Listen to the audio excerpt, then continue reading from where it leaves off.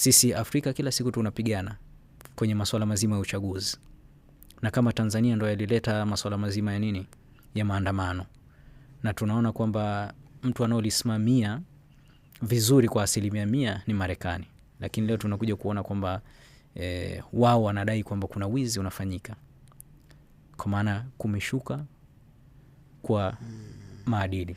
Na kama tunaruhusu viongozi wanakuwa hawana maadili, wanazidisha uongo, propaganda, kwa maana tutarajie kwa wananchi itakuwa mara mbili yake. Na kama inavyodhihirisha saizi, inaonekana wazi hata wananchi wenyewe pia wameligundua hili.